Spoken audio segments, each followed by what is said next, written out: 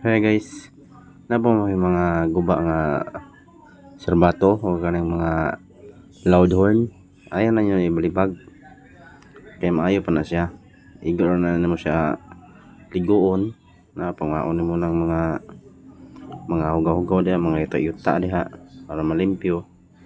Na imo dyan ang kuskuso ng taman. Ana,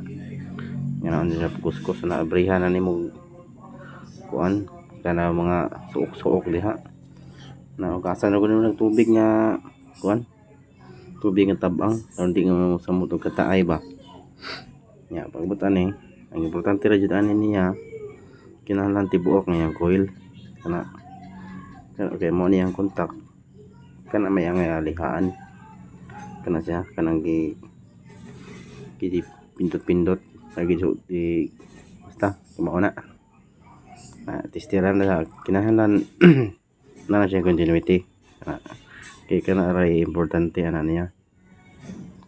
na dayon lihaan na itong contact point ana isuksok na dito sa likod kadto akong giduot-duot ya na antod nga mawa ng taay na balik-balikon na siya antod nga mawa ng taay na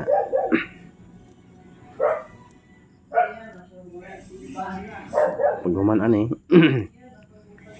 kuan na pwede na siyang itaod hindi ko magkalimpyo na niya na tangaday na to siya og kanang basket maker nga treband kaya ron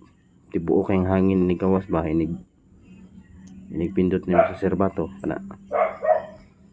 butangan na niyo siya og treband diha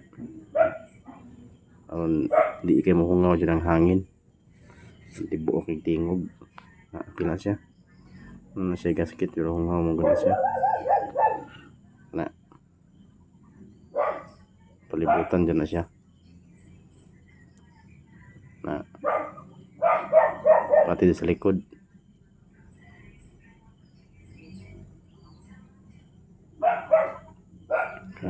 patangan na siya daghanon yun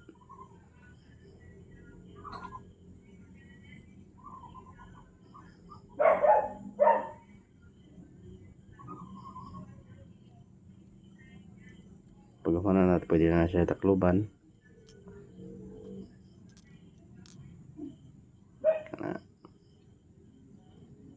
takluban na siya pandao din sa mga ruska na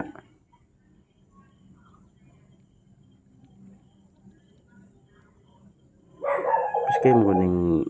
dati silbato nga kusog mag